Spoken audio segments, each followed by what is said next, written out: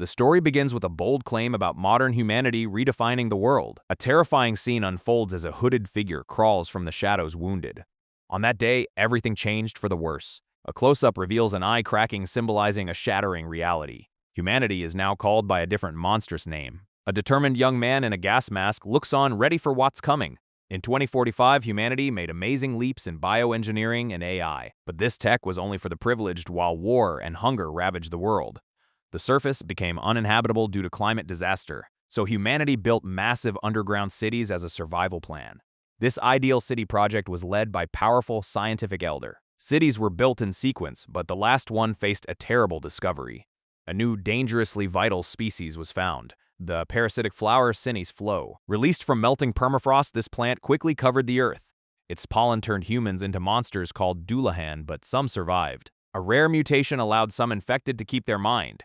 These flower people could manifest plant-based powers from other seed. The idea was to use these flower people to fight the Dullahan. But the ever-growing numbers of monsters left humanity with no escape. Survivors were forced to take refuge in the still unfinished underground city. Decades later, the world above is overgrown and abandoned. A car drives through a snowy forest.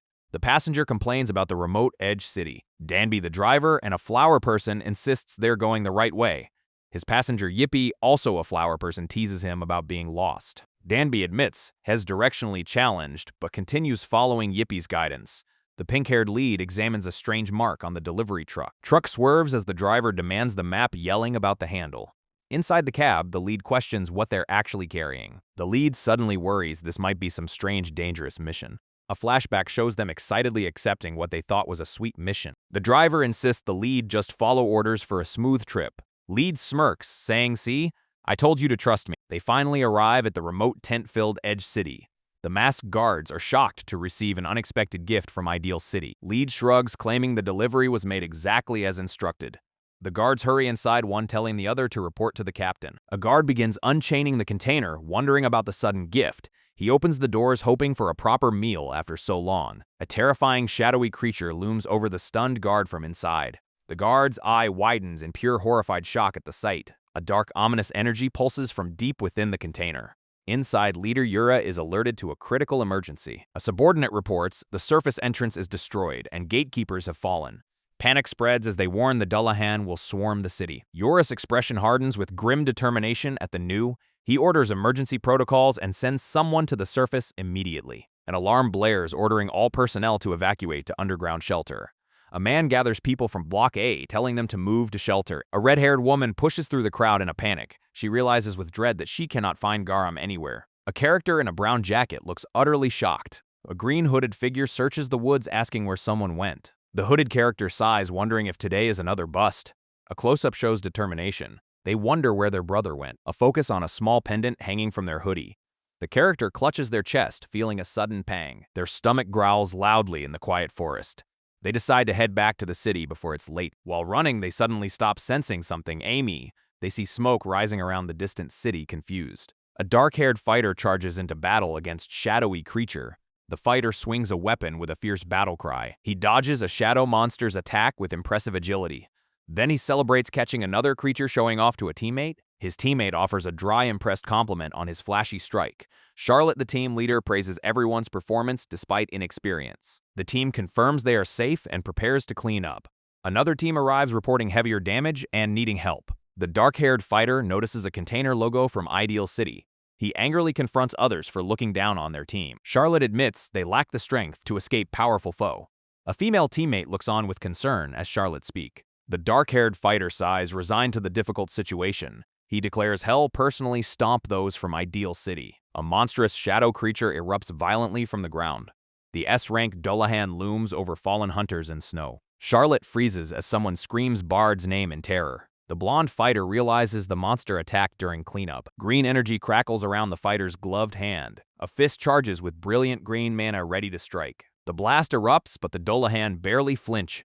Injured allies need evacuation before the monster advances further. Those glowing eyes fix on Charlotte with predatory hunger. She charges forward despite the danger, refusing to back down. Her foot plants firmly, launching into a desperate counterattack. Charlotte's kick connects with the shadowy beast's massive frame. The monster's form shifts, nearly catching her mid-dodge.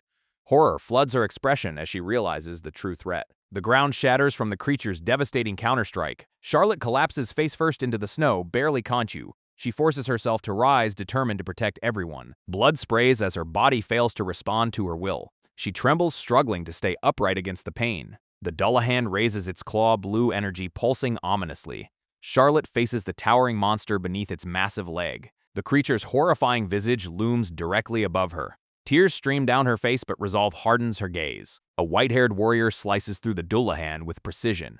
Ice and energy explode outward from the devastating blow. Charlotte stares at her mysterious savior in stunned disbelief. Charlotte's eyes widen with shock and tears, completely stunned. The white-haired savior stands over the defeated Dullahan. A cell door clangs shut with heavy finality. Garam sits alone behind bars as someone approach. Uncle Isaac appears furious and shouting through the bar. Isaac scolds Garam for fighting a Dullahan without permission. Isaac threatens to help Garam die if that's what he wants. Isaac guesses Garam was searching for his brother again. Isaac softens, relieved Garam made it back safely. Isaac offers to let Garam go with one condition. Isaac warns that the atmosphere in the city feels wrong. He tells Garam to refuse any dangerous requests from Yura. Isaac hands Garam food and reminds him to keep the promise. Isaac leads Garam out of the detention area. They arrive at a meeting room where officials wait. Garam nervously asks if Hez actually being released. An official reveals they have a full report on his action. The red-haired man presents evidence of Garam's unauthorized exit. A map with marked routes is shown as proof of his violation. The official explains pollen contamination risks are strictly forbidden. Garam protests he brushed off all the pollen carefully. They accuse him of unlawfully engaging a Dullahan alone. Garam admits it just happened that way, looking down. The red-haired man smirks with quiet interest. Charges pile up. Unauthorized exit, Dullahan contact, unlicensed power. The white-haired youth sits nervously, facing serious consequence. An officer points at a map, questioning his hidden ability. The red-haired leader leans forward, demanding answers about his power. Garam stammers, struggling to explain his sudden awakening. A traumatic flashback floods back. Young Garam bloodied and terrified. Crimson pools spread across the ground beneath fallen Bodhi. A dark-haired man grips young Garam's hands desperately. The man's eyes blaze with fury and anguish. Small Garam watches helplessly as bodies litter the burning room. A shadowy silhouette crouches over the carnage Victorio. Back in the present, Garam whispers, "People were dying." The two officers exchange knowing glances, processing his confession. A hand slams the table. "I like that. I've a proposal." Garam's eyes widen nervously at the unexpected offer. The leader proposes joining Eternal Hymn at Edge City. Garam repeats the name confused as others watch intently. They explain it's an elite flower people strike force. Garam looks down, insisting is really not that strong. He clasps his hands, begging to just live quietly. Suddenly, shocking news. Gaon has been spotted in Strange City. A brutal flashback reveals Gaon as a mass murderer. The officer reveals coldly, Gaon is Garam's brother. Strange City's impenetrable security looms behind reinforced fence. The red-haired leader offers a deal. Cooperation for answer. A photo shows Garam with his brother and friends smiling. Garam's eyes widen in shock as he recognizes someone. He urgently asks if his brother is in Strange City. His fists clench, unsure how much help he can be. He agrees to help, but only if a promise is kept. A man in a beanie interrupts, disagreeing with Yura's plan. He questions throwing an unproven kid into such danger. Yura calmly states they will thoroughly evaluate his ability. The scene shifts to the destroyed city entrance. Yura explains they need parts from Engineering City. He assigns Charlotte and others as bodyguards for the mission. The beanie-wearing man is called the city's specialist. He sheepishly admits Hez a little special. Charlotte is introduced to Garam as the team leader. They shake hands, formally beginning their partnership. Suddenly, someone screams Charlotte's name in panic. A dark, monstrous form looms over a fallen figure. Charlotte is shown mid-fall, having been violently struck. Garam is pinned down by a shadowy creature. His face contorts in terror and strain. 3 hours earlier, the team is stalled on the road. Yura masked tells them to be careful and return safe. The specialist doubts Engineering City will actually help them. Yura reminds him they helped during a past food crisis. The specialist recalls the grueling effort of that aid mission. Yura instructs Charlotte to listen to the specialist's exam detail. The red-haired fighter whispers mother with haunted, distant eye. Mia appears behind, asking why her sibling seems off today. Mia questions the risky exam, demanding to know why procedures were ignored. The sibling refuses, acknowledging Gaon, their father's killer, and his brother. Maya's emotional nature mirrors their late father's, making things complicated. They admit normal protocols don't apply when circumstances are anything but normal. Flashback reveals Gon's overwhelming power during his last terrifying appearance. Walking away, they declare this attack means war from Strange City. Personal vendettas won't save them. Only real defensive power matters now. A truck barrels through snow as someone reflects on giving chance. Mia struggles internally, even considering mercy for their family's sworn enemy. Garam clutches his radio eyes wide with sudden shock and confusion. The blonde passenger smiles calmly, completely unbothered by everything unfolding. Garam panics, screaming about this sudden change of plans at them. Isaac questions Charlotte nervously. This can't really be the entrance exam. Charlotte reveals they're fighting Dullahan alone. This is real combat. The blonde explains they're testing what plant abilities Garam actually possesses. Isaac realizes Garam took down S-rank monsters without showing any power. Garam stands outside, trembling, clutching his radio in pure terror. Someone apologizes from inside the vehicle for how things turned out. The driver tells Garam to just use his abilities and move forward. Garam protests, desperately calling out to his uncle in panic. The uncle promises to rush in if danger appears. Garam says that's not it. Garam reveals he faints using abilities and never remembers what happened. The blonde reassures him they'll handle cleanup. Just go for it. Someone shoves Garam forward. Time to face the monsters alone. Garam stumbles back, desperately calling for his uncle's help. His mind races, paralyzed with fear and uncertainty. Two towering Dullahan creatures close in, towering over him. Isaac grips the radio, guilt gnawing at leaving his nephew. Isaac reveals he reviewed the CCTV footage from the entrance. He drops a bombshell. Garam one-shot an S-rank Dullahan. The blonde theorizes Garam's flower abilities are genetically determined. Isaac's eyes widen. His nephew is hiding terrifying strength. Shock registers across Isaac's face as realization hits hard.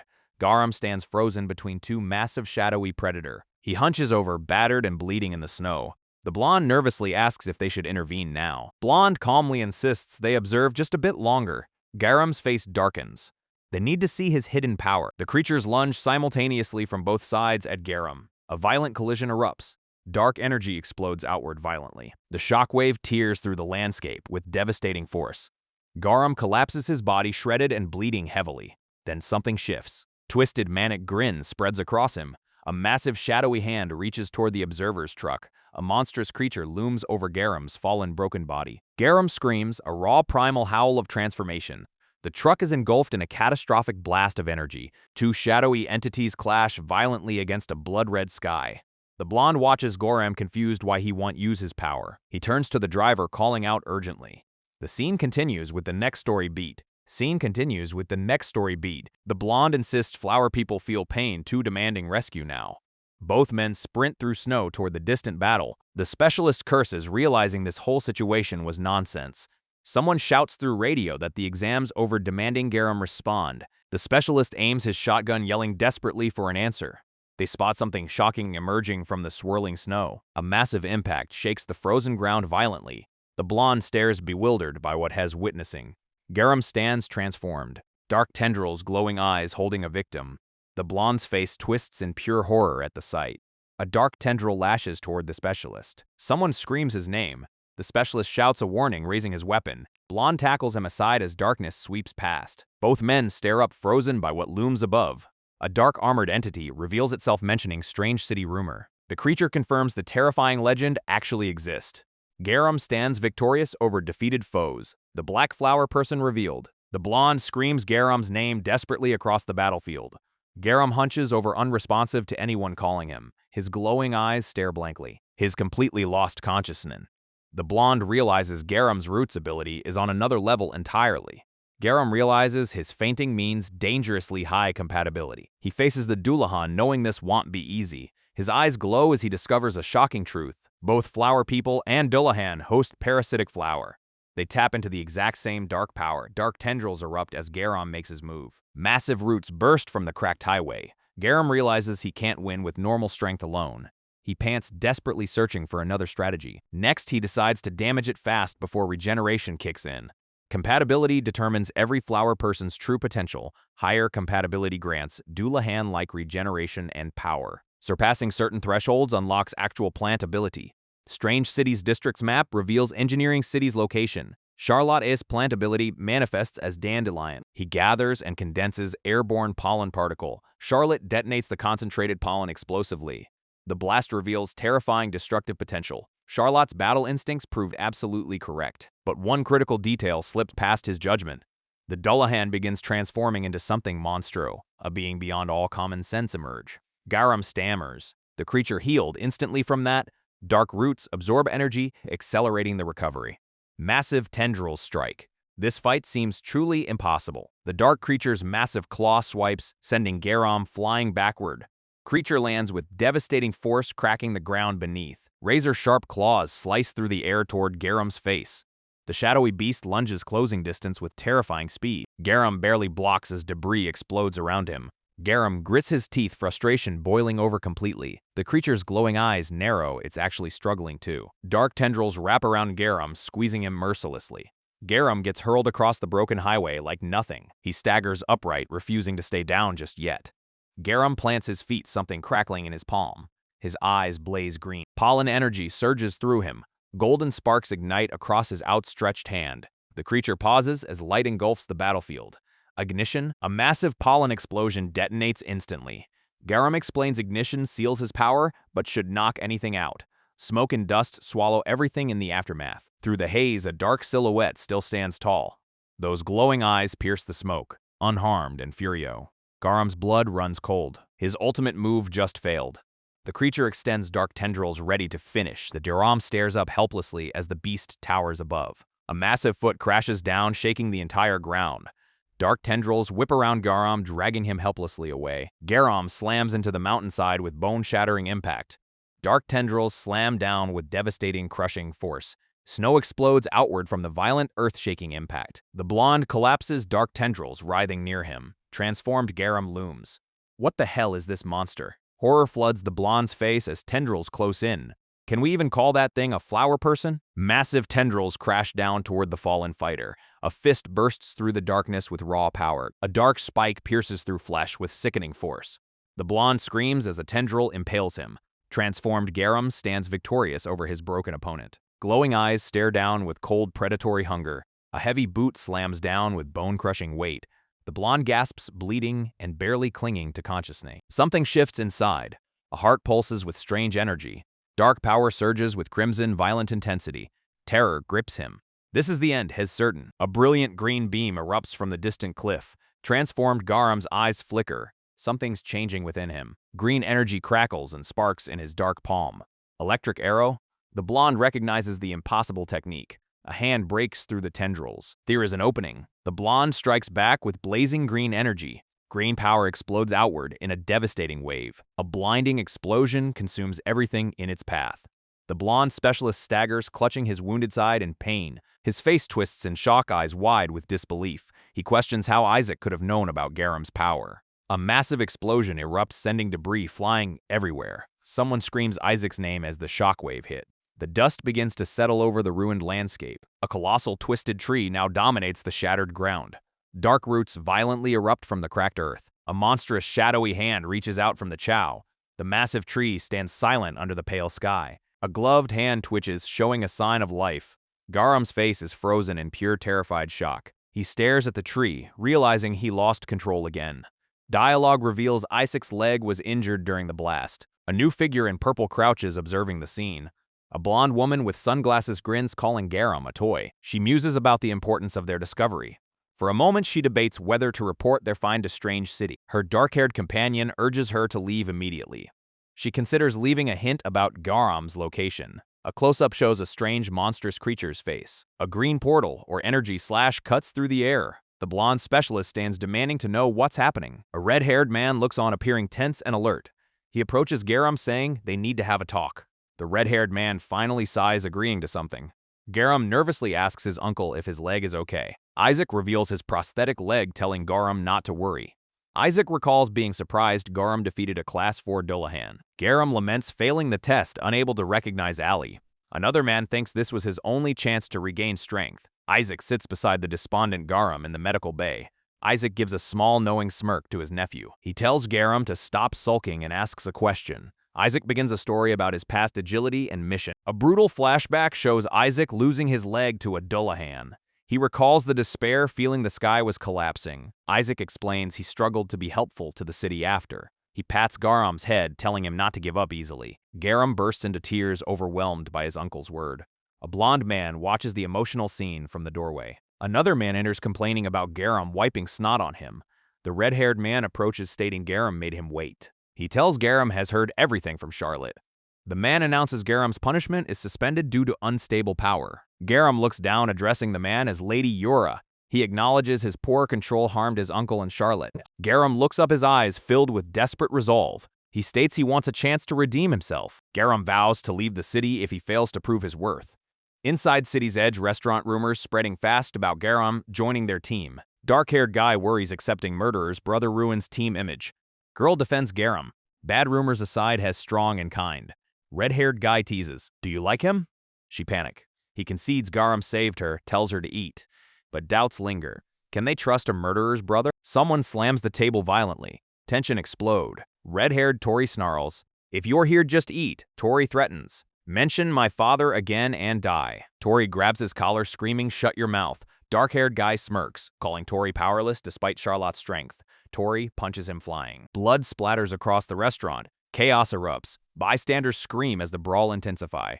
Charlotte and Tori facepalm. "That idiot," they groan. Tori pins the beaten guy down, confused by something. Suddenly, the lights cut out. Total blackout engulfs them. Charlotte sprints down a dark hallway, calling someone's name. A group assembles. Someone heard something collapse nearby. Charlotte looks worried. Did something else happen again? Red-haired leader announces mission. Everyone heads to Engineering City. A diagram reveals the city's failing purification system. If auxiliary systems fail, it's truly the end. They must retrieve a technician from Engineering City. Silver-haired leader drops the bomb. Garam joins Charlotte's team. In Engineering City, someone searches desperately. "Nabi, where are you?" The blonde from Pleasure City finds her target annoyed at the me. She delivers a brutal kick without hesitation. Nabi, leader of Engineering City's Team 1, is found. A figure leaps to attack, screaming, "Die." The blonde effortlessly deflects the airborne attacker. Green energy crackles as she counters. A massive energy blast erupts, throwing the attacker back. The blast leaves a crater of crackling green lightning. She scoffs at the crude weapon used against her. Suddenly, she questions why Nabi associates with such lowlife. A dark-haired figure steps in, threatening to teach them manner. The blonde reveals her luminous tree ability, ready for discipline. Scene shifts to an overhead view of a red industrial facility. Charlotte and her team arrive at the scene. They discover a motorcycle marked with Pleasure City's insignia. Charlotte decides to investigate the facility alone. A flashback reminds them of the rule to always move in pair.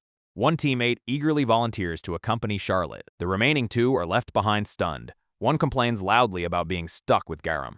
The reluctant pair heads toward the imposing facility entrance. One is shocked by Garam's unnervingly calm demeanor. He fumes internally, unable to comprehend Garam's instant promotion. A flashback shows their own grueling training to earn their rank. He vows to uncover the secret behind Garam's power. Silver-haired asks if doors between societies are usually this open. Pink-haired and brown-haired walk through, someone questions if anyone's inside. Pink-haired rants about doing dirty work for higher-ups constantly. Brown-haired reminds them.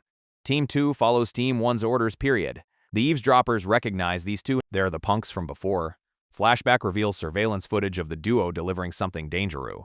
Another memory surfaces. The Immortal One brought disaster to their edge. Dark-haired storms out furious. Those bastards attacked their city. The duo finishes up, ready to leave for drink. Dark-haired charges, screaming, "Thuggish bastards will learn respect today." Pink-haired barely reacts. Just a confused, huh? As he rushes in, one swift kick sends dark-haired crashing hard into the ground. Dust and smoke explode from the brutal impact on concrete. Brown-haired bewildered. Who is this guy throwing random punches here? Dark-haired recovers, swinging wildly. Calling them garbage punks again? He swings his weapon, demanding answers. Do they think Hez weak? Pink-haired's patience snaps. This bastard's been testing him too long. Dark-haired mocks their sudden politeness while charging with his weapon. Pink-haired reaches his limit. This fool's begging for death now. Brown-haired steps forward, green energy crackling ominously from his palm. His hand transforms. Glowing green spikes radiate with terrifying power. The green blast slams into both attackers with devastating force. Silver-haired takes the worst of it, green energy tearing through him. Silver-haired shields his friend, asking desperately if Hez all right. Brown-haired confused. Why did they interfere? Silver-haired apologizes nervously. A brown-haired man stares shocked at an opponent's instant recovery. A pink-haired person shouts, urging their partner to erase their enemy. The brown-haired man calms them, worried about cleanup, and a silver-haired foe. A group in green jackets confronts the pair, demanding answer. The blonde leader from the green group orders his team to stay put. A girl in the green group recognizes the outsiders looking alarmed. The pink-haired one defensively claims the blue-haired guy started the fight. Girl angrily retorts that they attacked their city first. The pink-haired person smirks, confused by the accusation. They lash out frustrated by threats and confusing demand. Their partner struggles to restrain them, pleading for calm. The brown-haired man tries to de-escalate, claiming they're there on Busy. A man in green angrily points, accusing them of delivering a Dullahan. The brown-haired man looks confused, repeating the word Dullahan. Pink-haired one insists they only dropped off a simple container. Their partner whispers, suddenly realizing the container job was suspicious. The pink-haired person's face falls as the terrible truth dawns. They gasp in horror, realizing they might have delivered the monster. The green-jacketed group states CCTV has evidence holding them responsible. Pair realizes they're in serious trouble, panicking. The pink-haired one asks desperately what they should do now. They immediately start bickering, blaming each other for the job. The brown-haired man turns to face the accusers, tense. Pink-haired person declares they need to run, looking back. A swirling pink portal erupts as the pair makes a chaotic escape. The team watches the mysterious figures vanish into the smoke. They decide to proceed with their urgent mission below. A teammate hesitates, mentioning Charlotte's name with concern. They arrive at the silent, towering structures of Engineering City. The group moves cautiously through the dark, empty corridor. A flashback shows the city bustling with scientists and machine. The blonde notes the unnatural quiet, even compared to their home. Dark-haired man and woman share a worried glance. The silver-haired man suddenly senses something turning his head. He spots something alarming, his expression hardening. A bloody hand hangs limply from the shadow. The two men jump back, startled by the gruesome sight. Camera reveals a corridor splattered with fresh blood. The team stares in shock, the blonde uttering a grim curse. They enter a chamber filled with grotesque, pulsating green cocoon. The cocoons are suspended, dripping with blood and fluid. A split panel shows the horrified team and a smirking blonde woman. In a vehicle, a stern man and pink-haired woman watch the city. A single elegant shoe steps silently onto the bloody floor. The silver-haired man trembles, sensing an overwhelming presence. More cocoons hang above, some torn open, revealing their content. The dark-haired man and woman react in pure horror. Blonde analyzes the scene, doubting Pleasure City's involvement. He theorizes the power scale points to someone from Strange City. His companions react with shock at the mention of Strange City. The blonde explains Venus flytrap devours people, turning them into Dullahan. Silver-haired realizes the horrifying implication. Someone can control Dullahan. Bloody cocoons hang from the ceiling, faces visible inside. More cocoons crack open, something terrible emerging from within. The green-jacketed team stares in horror at the cocoon. A single cocoon splits further, revealing what's inside. A dark creature with glowing eyes and sharp teeth emerge. Shadowy Dullahan creatures swarm forward with menacing white eye. The team screams, paralyzed by the horrifying sight before them. Someone realizes the ability user turned all these people. Dark-haired panics, shouting they should run, too many to handle. Charlotte grabs him, desperately hoping survivors still exist inside. Dark-haired argues back. They nearly died fighting before already. Someone begs Charlotte to talk sense into the panicked one. Bard steps forward, determined to find surviving engineers below. Bard declares they must rescue survivors and reach the edge. Silver-haired and Charlotte watch with grim, resolute expression. Hands grip a weapon, tightly preparing for the inevitable fight. The team braces as Dullahan creatures charge toward them. Bard swings his weapon, cutting through the shadowy monster. Bard fights fiercely, but the creatures keep coming endlessly. Sweat drips as Bard realizes this battle has no end. The team fights desperately, but they lack any special ability. Only Tori and Bard can fight. Everyone else is powerful. The overwhelming horde keeps attacking the team, pushed to limit. Garam fights desperately against the Dullahan monsters, unable to use his full power. He realizes the creatures won't die from normal injuries and will keep regenerating.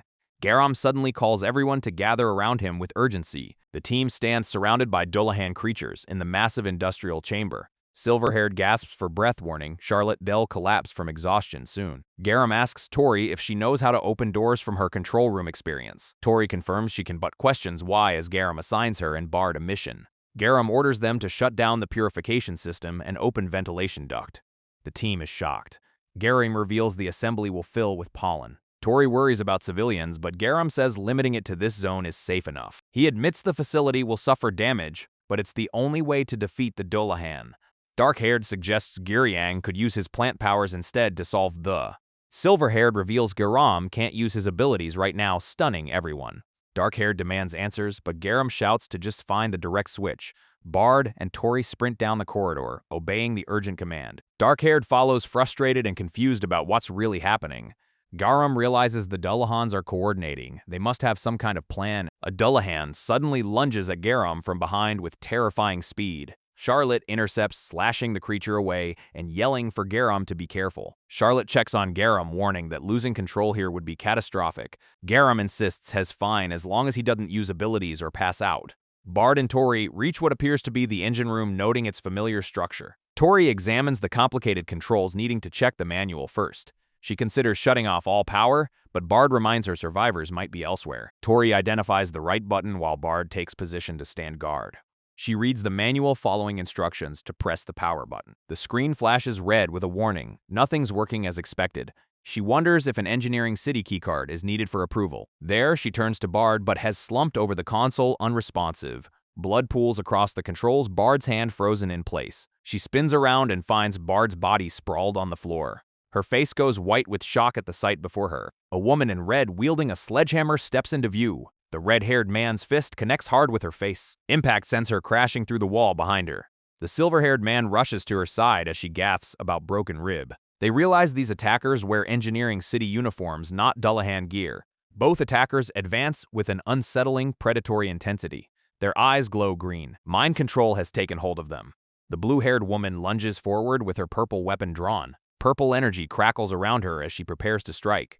Her weapon cuts through the air with devastating force. The silver-haired man barely manages to evade the lethal slash. Her blade pulses with concentrated purple energy, ready for another attack. Someone screams Garam's name as Hez struck down. Black corruption seeps from the wound where her weapon connected. Purple veins spread across his face as he fights through the agony. The dark substance continues flowing from his body. His strength fails, and he collapses forward. Hez on his knees, now his condition deteriorating rapidly. A monstrous entity looms its shadow, engulfing the fallen silver-haired fighter. The blonde leader watches in horror, realizing the berserker is losing control. Creature's massive claw descends, about to crush the unconscious fighter. The scene shifts to a dimly lit bar where someone sighs in frustration. A pink-haired person slams a beer mug down, fuming about sneaky bastard. They rant about cleaning up Engineering City's mess and being blamed for it. Their brown-haired companion asks about the job giver, a man named Reio. Pink-haired recalls Reio, the creepy guy with glowing hair from the Ideal Assembly. A flashback shows pink-haired desperately gambling, needing one more win. The slot machine lands on 2 sevens and cherries a near me. Enraged, pink-haired lifts the slot machine, ready to smash it. The blonde arcade manager intervenes, warning about the machine's high cost. He smirks, suggesting she could pay with her body if she can't pay. Pink-haired defensively denies breaking it, accusing him of picking a fight. The manager notes her desperation and offers a high-paying short-term job. Pink-haired accepts, thinking it's time to stop living hand-to-mouth. Back in the present, she laments how the job turned into a disaster. The blonde manager suddenly appears behind them, asking if she disliked the job. Both jump shocked as he reveals has been listening since their complaint. He questions why they're drinking cheap stuff after his extra compensation request. Pink-haired angrily retorts, they couldn't use the dirty money from that job. She accuses him of setting them up for the Engineering City and Edge job. Inside him, she yells that he and that fox-like bitch, Bonnie, planned it all. A blonde woman with green glasses and a dark-haired companion reveal themselves. The pair is stunned as the woman offers to clear up the misunderstanding. Blonde woman smirks, inviting the pink-haired one and her companion to sit. The pink-haired one demands to know the misunderstanding, her companion noting blood. Blonde casually notices the blood on her shirt, feigning disgust. The pink-haired one slams the table, furious at being treated like pushover. She leans in, daring them to give her more dirty work again. The blonde calmly asks if Shez finished her angry outburst. Blonde's companion explains the dark origins of their comfortable lifestyle. The pink-haired one listens, a sweat bead forming on her temple. Blonde grabs her face, stating she benefits from others suffering too.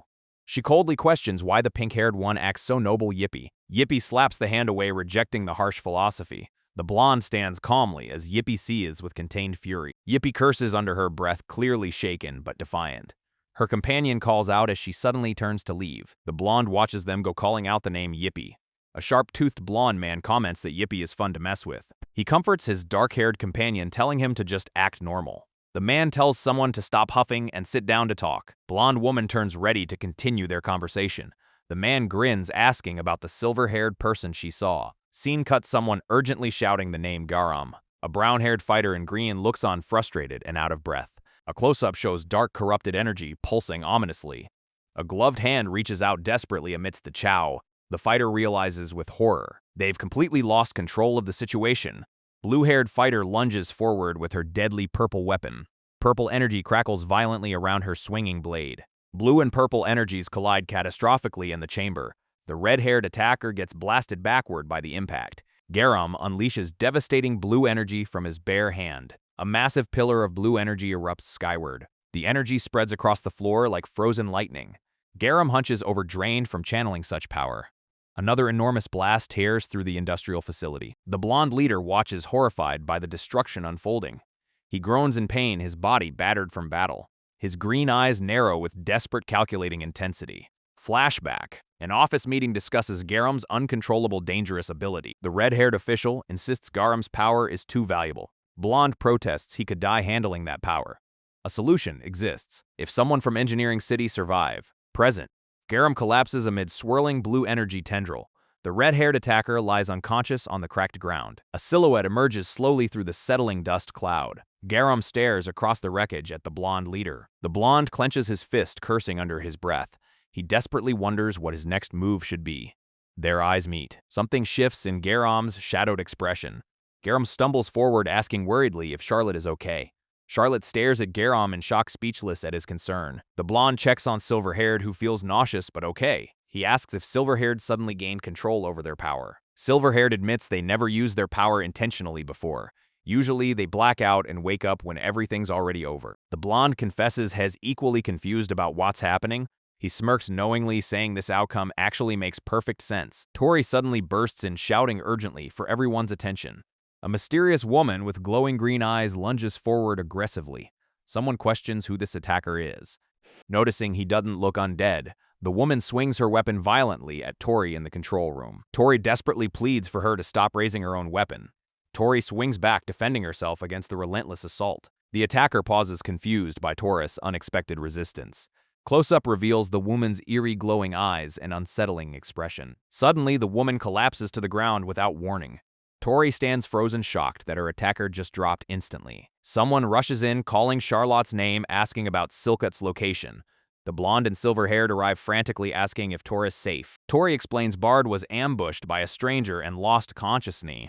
Someone asks Garam if he's properly removing the cocoon. Tori watches nervously, sweat dripping down her worried face. Garam tears through massive cocoons with raw physical strength alone. Tori wishes she possessed abilities like that to fight more effectively. The thick cocoon material splits apart, revealing what was trapped inside. Freed people return to normal, confirming the cocoons caused everything. The survivors survey the grim aftermath, piecing together the attack's origin. Only 3 survivors are found amidst the wreckage in silence. They recall how the mutants returned to normal after the cocoons were destroyed. The rescued mutants are secured, but other residents remain missing. Most others were found dead or already turned into undead creature. A shocking truth is later learned about the brilliant scientist. The truly brilliant minds were actually located in the higher city. Engineering City, only good for menial tasks, was marked for reset. The city's enthusiasm faded into cold, oppressive silence after that day. Blonde leader confirms the only casualty was Bard. The red-haired man grimly notes the higher city's actions were more than a threat. Silver-haired youth questions why the higher city suddenly attacked them. The brown-haired woman presses the red-haired man, sensing he knows more. He sighs, realizing he can no longer hide the truth from them. Then he finally agrees to explain what exactly happened. He reveals he was once an administrator in the higher city. Next, he describes the chaos when parasitic flowers forced a population flood. The higher city gathered experts, including himself, to solve the flower problem. At first, the abnormal district conducted its own resistance research. But with the birth of the Huayan, the research's purpose changed. The Huayan was seen as the key to humanity's immortality. He states things started to go terribly wrong from that point. Horrific human experiments began, all to artificially create a Huayan. They even trafficked children, promising migration rights for material. He fled to the End District, but the Pleasure City now aligns with the higher city. The red-haired man notes the tied-up group shares their predicament. Garam looks up, startled, as someone calls his name. The red-haired man asks if Garam controlled his power this time. Garam admits he doesn't know how he managed it. The red-haired man says the outcome was good regardless. He smirks, stating his prediction was correct all along. The blue-haired woman, still bound, processes this revelation. Captured group begins to stir, waking up confused. The blue-haired woman demands to know where she is. Red-haired man kneels, checking on the woman named Nabi. Nabi looks around, piecing together her disorienting reality. He explains they're in Edge City, rescued from Engineering City. Nabi's eyes widen, asking desperately about the other. The red-haired man falls silent, his expression grim. He reveals only the three of them were left alive. Nabi's face crumples as she realizes the horrific truth. She collapses forward, mourning the children taken or killed. Garam stares horrified by the unnecessary slaughter. The red-haired man apologizes for being unable to help. Nabi recalls the day Reio and Dani arrived. The brown-haired woman describes the indiscriminate killing spree. Nabi screams, blaming their refusal to swear loyalty. Tears drip onto the floor from her bound feet. The brown-haired woman pleads to be of use somehow. Nabi's face twists in anguish, begging for a chance. The group asks for help taking revenge against the higher city. Nabi cries out about families slaughtered in Engineering City. Yura smirks, knowingly sensing an opportunity here. He places a hand on Nabi, offering a request. Yura tells Nabi to attack the silver-haired boy. Garam sweats nervously as Yura orders the test.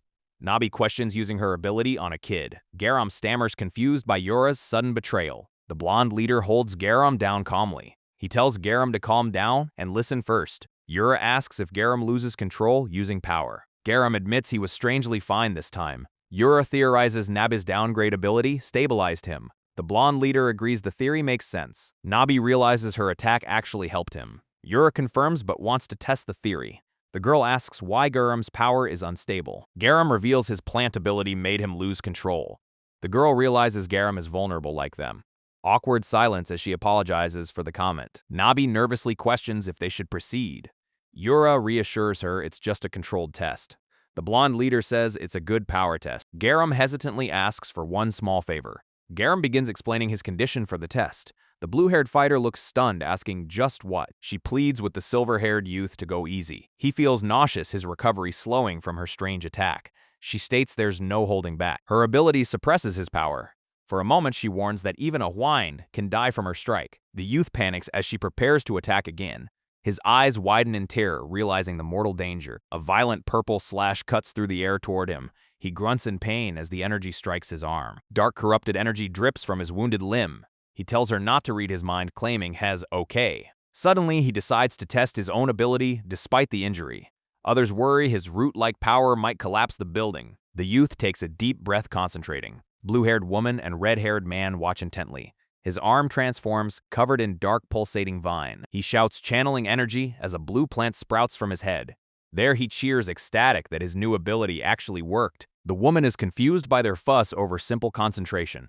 Red-haired man assigns the youth to stick with Nabi. He asks Nabi if she can go with Garam. Inside him, he then presents two tied-up captives, introducing one as Garam. The captive Nabi looks on, confused and bound. Other captive yells, demanding the city people leave. The red-haired man sighs, realizing he must explain everything again. Jinsu cries, feeling abandoned by his friend's action. Didi coldly tells him, crying, "Want revive the dead." Jinsu snaps at Didi's cold, emotionless response. Nabi apologizes for the sudden chaos and trauma. Jinsu checks on Nabi, who shares his grief. Nabi finds purpose in avenging their lost family. Nabi urges focusing on fixing the purification device. Didi leaves to inspect the device. Garam watch. Jinsu suddenly recognizes Garam and is shocked. Jinsu bows, apologizing for his earlier attack. Yura praises Didi's engineering skills despite her youth. Nabi explains Didi's lifelong talent for mechanic. A young girl excitedly calls for her team leader. Bard returns, boasting about his full overnight recovery. Yura welcomes Bard back, noting his early return. Bard reports the entrance repair is stalled, missing a part. Nabi reveals they need gold to craft the part. Yura laments gold's scarcity, but mentions the pleasure district. Bard reacts with excitement to the gold requirement. Bard claims knowledge of a place with gold. Bard mentions his collector grandfather might have some. Nabi is shocked to learn of Surface Village. Explanation reveals outcast villages formed to avoid contamination. Bard describes Westling Village as a hidden settlement. Yura doubts gold's presence. Bard assures he saw it. Red-haired man muses thoughtfully about collector. Team splits up. Nabi heads to Nestling Village for gold. Only one purification device remains functioning. Red-haired man sweats nervously, dreading potential disaster. Crows circle over desolate Surface Village ominously. Village chief learns raiders attacked again. Chief rages. Hwanes are blocking the road. Armed raiders storm and demanding villagers surrender.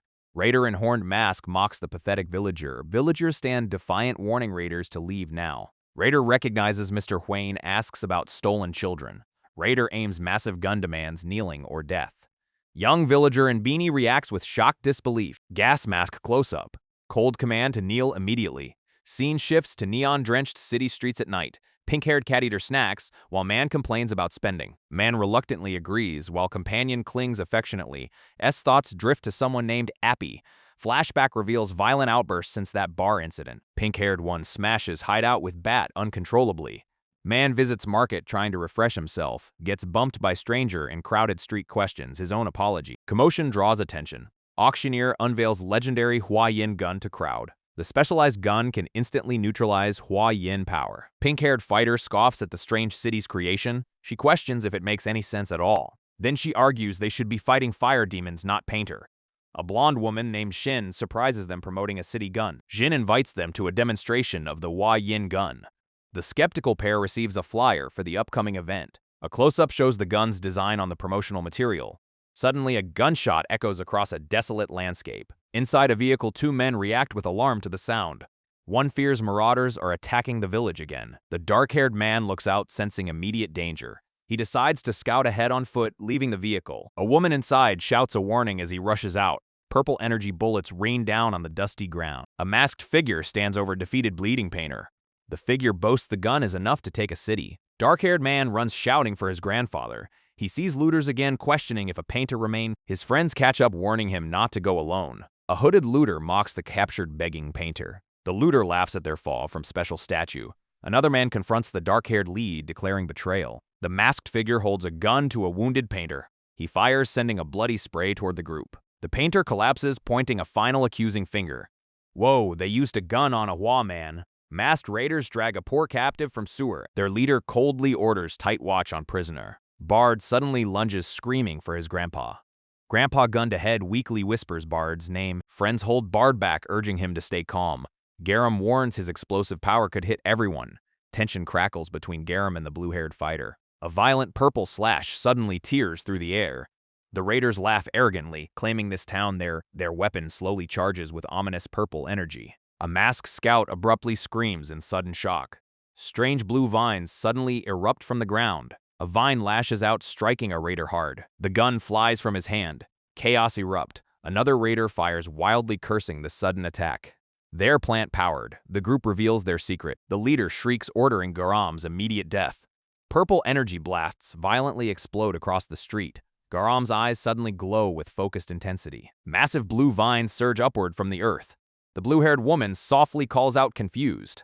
A boot steps on cracked energy-veined ground. Garam wipes his mouth, vines looming behind him. The raiders panic. That's not what you promised. A masked figure in purple gets hit by a blue energy slash, commenting on special ability. The masked fighter is engulfed by a blinding explosive light from the attack. Aftermath shows two defeated bodies lying in the snow surrounded by blue energy wisp. A shocked masked face demands to know what the attacker is, eyes wide with disbelief. The masked antagonist taunts someone, bragging about their supposed citywide killing ability.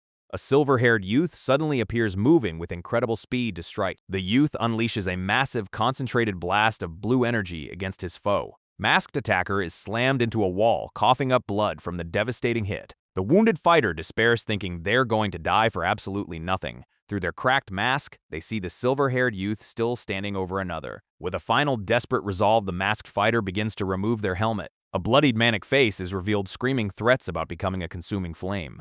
An info card explains parasitic flowers reproduce by hosting humans, creating fire ear. Documents reveal these infected are endless regenerating killing machines, killable only via heartroot. Their bodies are protected by a black curse, requiring special methods to combat. Creatures are ranked by danger, with grade 5 being the most common bug type. A shadowy, monstrous creature is shown mid-attack, illustrating the threat. The silver-haired youth and his ally face off against the newly transformed monster. Youth looks back, his face a mask of pure shock at what he's seeing. The creature undergoes a terrifying transformation, its form becoming more demonic and spiked. A title card dramatically identifies the monster as a rank 3 fire demon. The fire demon unleashes a swirling vortex of dark destructive energy. Energy attack slams into the ground, causing massive structural destruction and debris. The silver-haired youth stands his ground, looking determined amidst the chaff. A close-up on his intense sweating face shows the sheer pressure of the battle. Debris rains down as two figures sprint from collapsing building. The silver-haired fighter crawls forward, bleeding badly from his back. He weakly calls out for his grandpa, blood streaming from his head. Bard catches him panicking. His friend's head is gushing blood. Bard freezes, spotting something monstrous rising in the background. Sweat pours down Bard's face as terror grips him completely. A twisted, multi-armed tree creature looms over the ruined street. Bard laughs, nervously unable to process what he's witnessing. A masked raider cowers, screaming "freak," "monster," in pure terror. The creature lunges. Raiders beg someone to turn it off immediately. Panicked raiders scramble to flee, not understanding what's hunting them. Razor-sharp claws slice through the air with brutal speed. One raider collapses, groaning in agony on the cracked ground. Another raider gets caught screaming as the creature strikes. A raider is grabbed violently, desperately, yelling to shut it down. The creature drags a helpless raider who screams for salvation. Raider is slammed into the ground with crushing force. A terrified eye stares through a gas mask. Death is imminent. Blood sprays across the scene as Bard watches in horror. Bard covers his mouth, splattered with blood, completely traumatized. The creature stands triumphantly.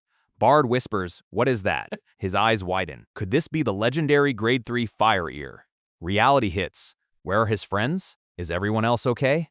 Blue vines erupt violently. Someone screams at Garam to stop this. A blonde woman pounds desperately on a blue barrier, terrified. Blue-haired fighter desperately tries breaking through, failing completely. Blonde companion curses, fist clenched in pure frustration. Dark spider creature gets slashed, blood spraying everywhere. The monstrous form rides dark tendrils, flailing wildly. Flower-mouthed beast shrieks, energy crackling around its body. Silver-haired youth reaches out, promising rescue from danger.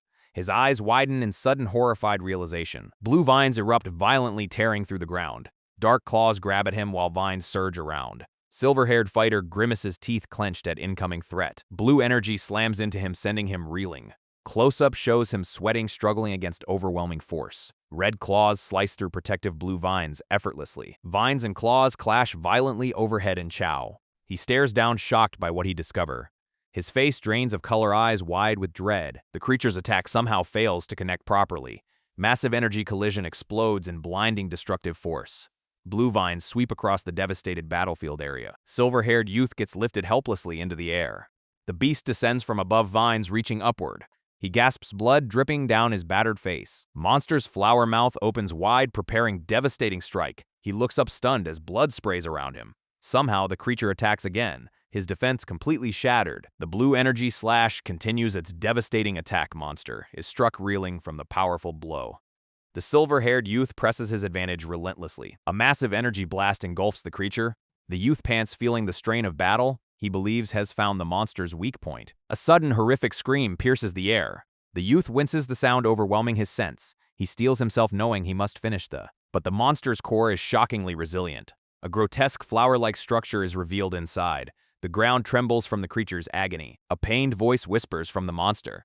The creature's true, terrifying form fully emerge. Youth's eyes widen in pure horror. The monster speaks, its voice dripping with malice. A decisive strike severs something critical. A pendant falls through the dusty air. It lands near the ruined village building. A massive root structure suddenly begins to retract. A blonde-haired character watches the roots descend. His companions notice the sudden, strange change. They question where their captor has gone. A strange, ominous sound reaches their ear. The blonde-haired character's face freezes in shock.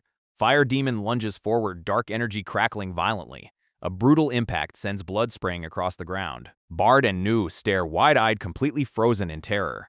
Garam and the blue-haired fighter exchange horrified glance. The monster's massive foot crashes down, shaking the entire street. Buildings crumble as a devastating energy tears through everything. Garam's face goes pale. This thing is way too strong. Another explosion erupts, sending debris flying everywhere. Bard steps forward, ordering everyone behind him immediately. Nu stammers, recognizing something terrifying about this creature. Bard whispers urgently, "Did Nu hear that too?" The demon's clawed hand rises, high power radiating ominously. Garam suddenly shouts, sensing something completely wrong here. A body flies through the air. Someone spots Grandpa. The group screams for Bard to wait, but Hez already running. Bard charges recklessly toward his grandfather as the demon strikes again. Garam's expression shifts to sudden confusion. A blinding light erupts from somewhere unexpected. Everyone stares, completely bewildered by what just happened. Something small glitters beneath a boot on the dusty ground. Garam freezes. That's his necklace lying there in the dirt. He picks it up, trembling. Why would it be here? Bard desperately shakes his grandfather, begging him to wake up. A massive shadow descends over them both from above. Bard shields Grandpa as something strikes him. Blood sprays across his face. A sudden purple slash intercepts the demon's blow, saving Bard and Grandpa. Tori yells at Bard, telling him to run without looking back. Tori apologizes to Sin, his face strained with effort and guilt. A massive dark tendril slams down, sucking debris and pulling fighters toward it. Tori stands ready, purple energy swirling as someone mutters, "This guy?" Tori looks up at a looming shadow, realizing this is no normal foe. A huge explosion erupts as the creature's attack collides with Tori's defense. Garam shouts that this won't work, desperately calling for his grandpa. Tori confirms Butterfly's weakening attack worked but questions its depth. Tori explains the effect. Cuts won't be as deep or last as long. Garam plans to provide cover so Tori can land a decisive hit. Tori questions why a rank 3 fire demon is attacking this town. The narration notes the extreme rarity of such a high-ranked demon here. Garam offers 2 theories, an outside source or a Manhua immortalized it. Tori's eyes widen in shock, realizing the horrifying implication. Garam blames looters and identifies the creature as a special fire ears variant. The scene shows a bloody, ravaged building hinting at cannibalistic patient. Tori reacts with horror, exclaiming that those guys cannibalize other. Garam simply confirms with a grim quiet. Yeah, a monstrous form emerges, revealed as something that wasn't human to begin with. Tori's expression hardens, purple energy flaring as he feels an urge to kill. Tori prepares to strike, asking for cover to imprint his power deep. Tori charges forward, yelling "I'm coming" as a massive claw swipe. Tori dodges the brutal attack, his own strike landing with a spray of blood. Garam's hand glows with golden light, ready to unleash his own power. The blue-haired fighter bolts sideways as a massive impact explodes behind them. A dark creature shrieks, its maw wide with jagged teeth. The blue-haired fighter leaps, purple energy swirling around their blade. A devastating kick connects, purple light flaring on impact. Golden eyes gleam with predatory confidence. They shout "suck" while absorbing energy. Purple devastation tears through the creature's body violently. The monster gets launched skyward, trailing dark ichor. A blonde figure appears, smirking. "Way to go, Butterfly." A boot steps forward, golden light radiating from the ground. The blonde fighter grins, declaring, "Leave the back to me." Golden energy erupts across the ruined street in blinding radiance. Green eyes blaze with terrifying power. Bloom flowering. Golden petals and light streak across the darkening sky. A creature writhes, impaled by countless golden beams from above. The blonde fighter staggers, coat whipping from unleashed force. They clutch their chest, energy crackling uncontrollably around them. A pillar of white gold light erupts, obliterating everything beneath it. Their face darkens ominously. Crown hairs, crest hair. Another devastating blast detonates from their outstretched hand. A colossal explosion of golden fire consumes the entire battlefield. Dark tendrils scatter through the air like fleeing shadow. A creature tumbles helplessly through the chaotic energy storm. The blue-haired fighter dodges desperately as a monster lunge. They glance back, sweating. "Bar, did I just look at the wrong thing?" The blonde stands trembling in the aftermath. Narration reveals Charlotte entered Bloom, the painter's dangerous runaway state. A masked hand reveals an ability needing high compatibility. The blonde ponders why such power hides in shadow. A creature explodes violently under some unseen force. A dark, multi-armed silhouette looms ominously. A massive claw strikes down as onlookers watch. A vine-covered monster rises, dripping with blood. 2 characters stand amidst rubble, one questioning if it's enough. A determined fighter calls their opponent persistent mid-battle. A sinister grin spreads across a character's face. An aggressive fighter demands their stubborn foe to die. A creature's core pulses, showing veins of energy. Blue energy erupts in a devastating explosion. Characters react with shock to an unexpected turn. Another burst of blue energy tears through the air. A massive explosion sends debris flying everywhere. The creature collapses, blue energy dissipating around it. A bloodied character succeeds, finally freeing themselves. A character wakes with a start, eyes wide. Panic sets in as someone searches desperately. Urgent calls to save others and action. A calming presence reassures, and other names exchanged. The group reunites, checking on Garam's condition. Inquiry about a defeated foe resolved by Ali. An elder reports injuries but no major loss. Night falls, rest advised, praising Garam's effort. Silver-haired fighter sits exhausted, relieved the nightmare's over. Blonde companion asks what happened trapped inside those writhing root. He explains the masked man removed his mask mid-fight. Flashback shows flesh consuming him, trying to drag him under. He couldn't breathe, certain death was closing in fast. Then an explosion burst open, rushing air, saving him. He pushed his own roots outward with desperate final strength. Blonde realizes Shallot's power caused that timely saving explosion. He reveals killing a rank 3 fire demon is tricky. Its heart exists elsewhere, not where you'd expect it. Silverhaired's final blow destroyed that hidden parasitic heart. Blonde holds out a familiar pendant, returning what was lost. The string broke during battle, hastily tied back together. He's shocked, realizing he dropped his brother's only keepsake. The group stands together, sensing something has changed nearby. A masked figure stumbles and confused about what occurred. He recognizes the blonde asking if Marauders were handled. Blonde confirms they are gone, checking on the man's condition. The elder requests formal help for the struggling shantytown. He reveals Tutor's purification plant is broken, city endangered. The elder panics, asking about Teddy's whereabouts in alarm. He desperately asks if Bard is safe from danger. Scene shifts to Weird Society headquarters, a secret meeting. They discuss the Hua Yin case's reception among Pressure Society. A woman reports releasing assets, questioning if elders are safe. The secret meeting hears shocking news about the fire demon.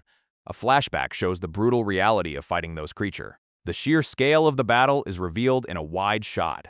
Blonde woman coldly outlines her manipulative strategy. A silver-haired man asks about a specific investigation target. The woman confidently states she has already handled the problem. An elder in a gas mask reacts with shock to new information. He urgently asks if the young fighter Bard is safe. The blonde man reassures him but delivers grim news about the city. He explains the critical need for gold to repair the entrance. The elder confronts the group, asking if they seek the gold. Blonde man clarifies they propose a fair trade instead. The elder considers their offer, asking to set one condition. He begins to state his demand for the town's resident. Next, he asks for their right to emigrate to the city of Tude.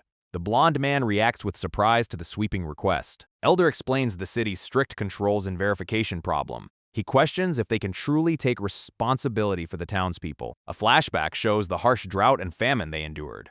The constant deadly attacks from fire demons are highlighted. Dwindling population of painters and villagers is shown. Some desperate survivors have turned to a life of marauding. The elder admits he can barely care for himself now. He pleads, asking if his condition is truly too much. The blonde man silently contemplates the weight of the request. Bard sits in the car, lost in heavy, silent thought. The side mirror reflects the road behind, asking how things ended. He thinks of his grandpa's visit, feeling happy, yet conflicted. A massive object looms by the road as Bard questions his role. Someone supports an injured fighter, noting Tori's sister also fought. Blue energy swirls as the narration states everyone played their part. Bard looks horrified, realizing he doesn't truly know his grandfather. He stands over a fallen, white-haired figure in a dark, empty space. Bard presses his hand against the car window, called a coward. A flashback shows villagers mocking someone for cowardice before they left. Bard admits to himself he was a coward, and they were right. He remembers his grandfather smiling, believing in his hidden potential. His grandpa encouraged him to be brave and live life fully. Back in the present, Bard despises his own weakness and insignificance. A few days later, the team works to plug in cable. A girl celebrates fixing the device, praised as a genius. Her triumph turns to frustration as she declares it's broken again. Another accuses someone of sabotage while a scuffle breaks out behind. A silver-haired observer finds their chaotic dynamic surprisingly funny. He then notices Bard has been unusually quiet and withdrawn. Bard looks away, isolated, as concern grows about what's troubling him. The silver-haired friend approaches, gently asking Bard if he's okay. Bard violently flinches away, shouting not to be touched. His anger flares as he repeats the command with fierce intensity. Bard confronts him defensively, claiming the other understands nothing. A character yells furious about a lucky break and fake plant power. Another thinks bitterly about unfair comparisons without a certain teammate. Someone runs through the woods, shouting blame at an unseen person. A worried character whispers a name. Bard, looking concerned. A figure is violently thrown through the forest, crashing down. Exhausted, a character leans against a tree, groaning in pain. He slams his fist against the bark, yelling in pure frustration. Crouching, he mutters someone pretends to care, blaming them for his state. A close-up shows his determined, angry face as he rejects a thought. He sits back, realizing his own weakness is the real problem. For a moment, he admits he overreacted, calling the other person a harsh name. Walking away, he plans to apologize later as a hand reaches from a tree. Suddenly, Hez running as a purple energy slash cuts through the air. He freezes in shock, realizing he can't feel his leg. A bloody scene reveals a victim asking if Seo is still mad. The character panics, asking what's happening as a hand grabs him. A masked assailant silences him, his muffled cry cut short.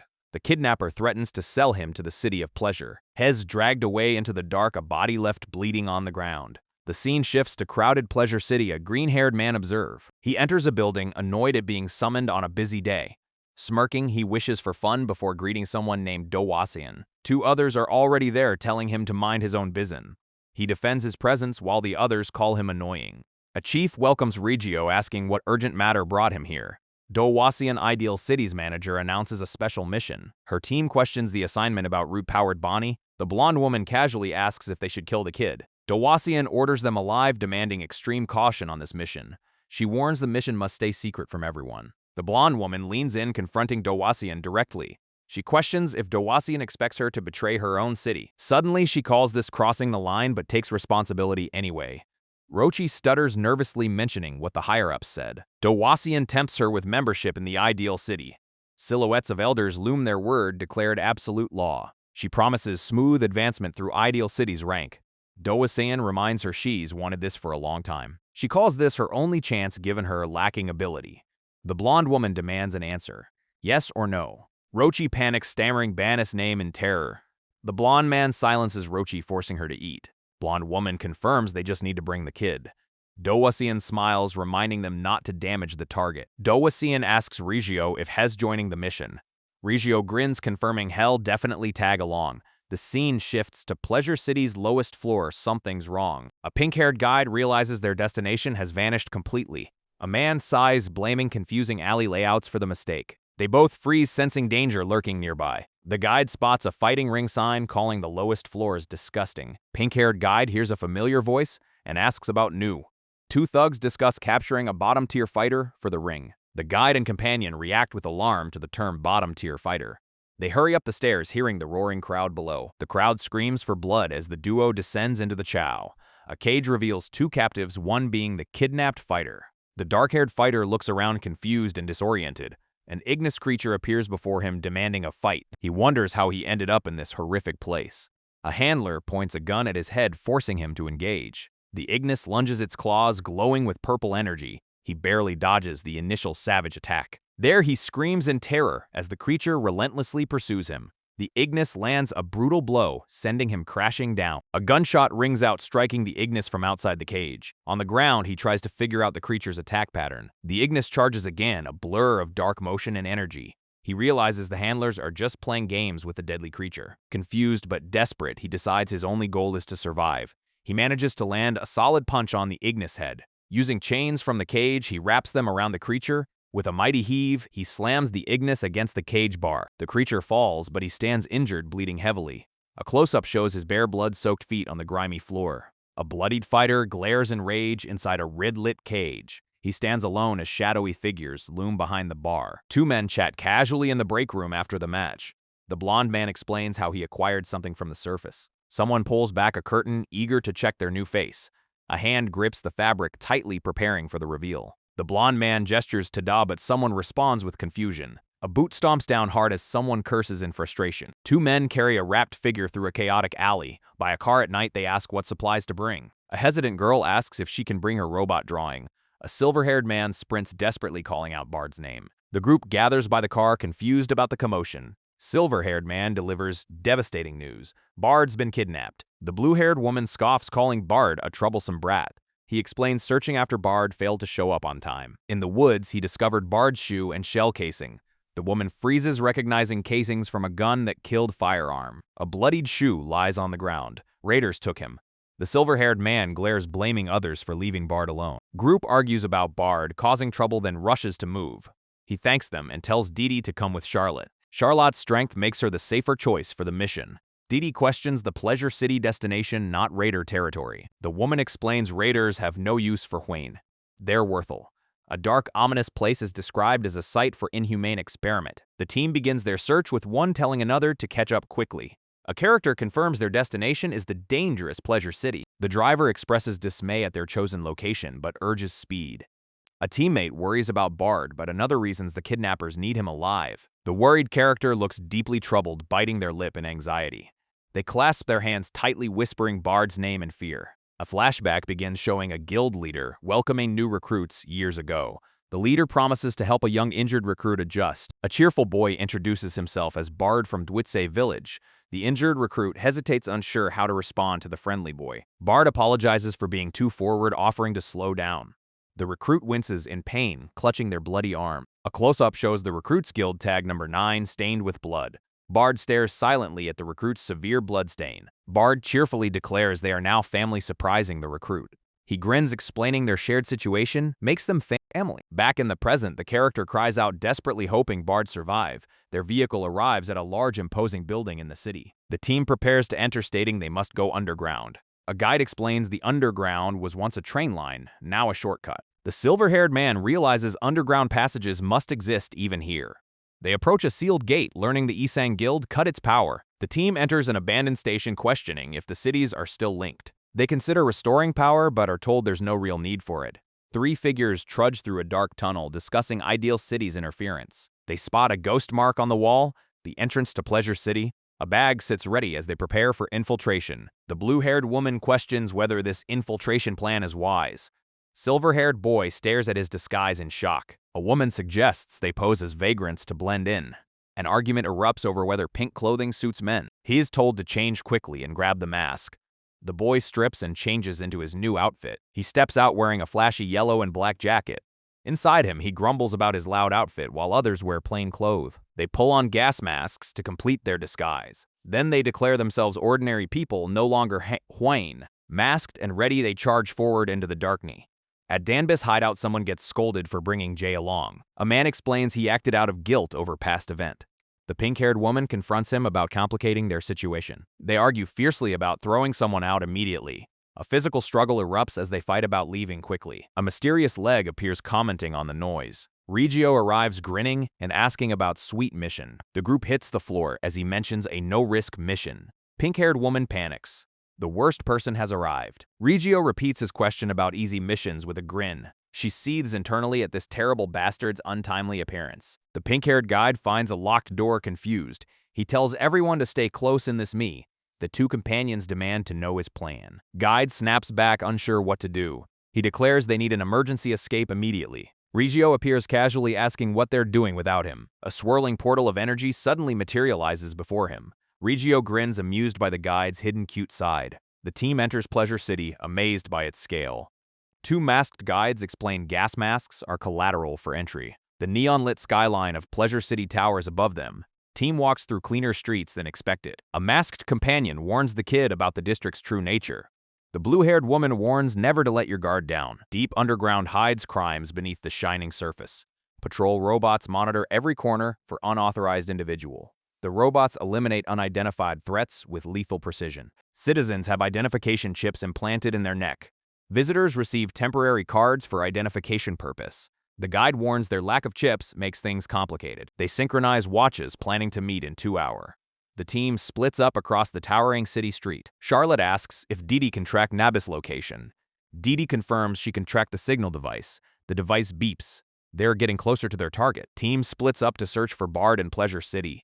The two girls acknowledge the plan with determination. They rush off while the blonde man stays behind. Hez troubled, knowing Garam is somewhere in this dangerous place. Memories of his electric plant ability surface. Someone connected to Ban's group appears in the chow. The group worries about their cover being blown. He's set on finding Garam before anything else. A figure races through the building's corridor. A mysterious clown character searches desperately for someone. He's desperate for any sign or clue. Purple petals suddenly materialize from nowhere. The clown watches in confusion as they fall. More petals cascade down around him. A massive burst of pink energy erupts. The clown gets struck by the attack. Technique is deceptively gentle, yet incredibly swift. A flower-adorned boot makes contact. A pink-haired girl lands triumphantly on someone. She brags about her impressive feat of carrying multiple people. The whole group crashes down together. Clown recognizes Bard among them. Someone lies on the ground while another comment. The clown embraces Bard, overwhelmed with relief. He demands answers about Bard's sudden disappearance. The dark-haired character states they are family, surprising his companion. Other character repeats the word family, looking utterly bewildered. The masked character apologizes for meddling earlier without knowing the full situation. Dark-haired one is confused, asking why the other is apologizing for his mistake. The masked character explains the earlier conflict wasn't worth getting angry about. He admits he was overly sensitive and took his frustration out on him. Next, he then directly apologizes to Garam, leaving the recipient stunned.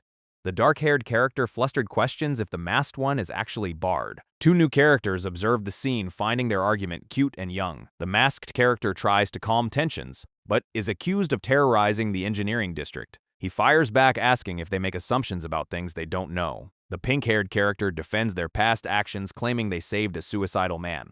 Someone off-panel encourages Danby to keep pushing during what looks like training. The brown-haired man watches with a strained, uncomfortable expression. Group hears footsteps and panics, thinking the psychopath Reio has found them. The pink-haired character is grabbed, explaining his incredible ability is only usable once a day. A close-up shows a single deliberate footstep landing nearby.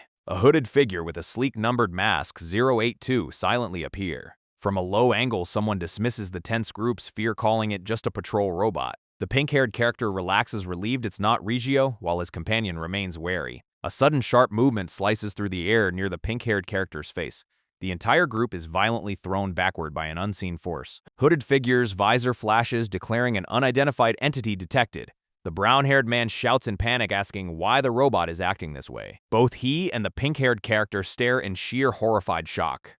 Two characters panic. Where are the identification chip? Hooded enforcers raise weapons, announcing cleanup protocol. The scene continues with the next story beat. The duo freezes, realizing they're completely exposed. A dark creature activates, soaring through the air. Someone screams for everyone to retreat immediately. Characters scatter as chaos erupts around them. The scene continues with the next story beat. Jinsu suggests splitting up to cover more ground. They agree to watch for Dida's signal. The red-haired one heads off alone. Jinsu grabs Nabi's arm. Wait a second. He warns Nabi to stay safe around Bonnie. Nabi claims the disguise should keep them hidden. Nabi pulls away, walking into the shadow. Something falls from Nabi's sleeve. What's that? Nabi kneels, offering to pick it up. It's Didi's special ability knife. Why does Nabi have teeth? Jinsu questions Nabi's real intentions here. He demands answers. Why won't Nabi respond? Nabi murmurs about not knowing when they'll meet again. Jinsu's eyes widen. Nabi didn't come for Bard? The truth hits. Nabi came to target Bonnie. Nabi's haunted eyes reveal a vivid, unfading memory. Blue-haired character screams about what those people did to them.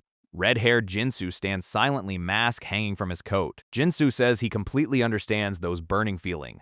Flashback shows a green-haired friend brutally attacked and bleeding. Jinsu recalls that terrible day fighting through the Chow. His blood boils with rage whenever he remembers. Blue-haired Nabi asks helplessly what they can even do. Nabi questions if revenge would truly ease this pain. He warns that vengeance only creates a twisted monster. Nabi fears Didi getting hurt while seeking revenge. He begs Jinsu not to rush in recklessly again. Nabi bows his head and quietly apologizes. Jinsu insists this is his personal problem with Bonnie. Flashback reveals their tangled, bloody relationship since childhood. Young Nabi sits covered in blood over a body. Nabi says he must resolve this himself, apologizing to Jinsu. Jinsu admits he could only ask for understanding. Jinsu reaches out desperately, calling Nabi's name. A massive explosion suddenly erupts across the city. Purple energy engulfs a building, shocking everyone nearby. Something crashes down violently with a thunderous impact. Pink-haired Danby appears laughing, boasting about remaining strength. Brown-haired companion smacks Danby, calling them an idiot. He rages about Danby breaking a city patrol robot. The destroyed robot's eye glows red as chaos spread. Pink-haired one panics about robots sharing data. Their faces flash across city screens as target. The green-jacketed one wonders where Garam disappeared too. Someone ducks behind a building corner quickly. The silver-haired one catches his breath, thinking he's safe. He panics, realizing he lost Barda again. Giant screens broadcast their faces across the city. A robot detects an unidentified entity and orders disposal. The silver-haired one regrets running from the encounter. He realizes his mask is gone, lost while fleeing. For a moment, he decides open spaces are too dangerous now. Something strikes him hard from the shadow. He crashes to the ground, groaning in pain. Suddenly, he stammers an apology to someone above him. A towering dark figure looms over the fallen character.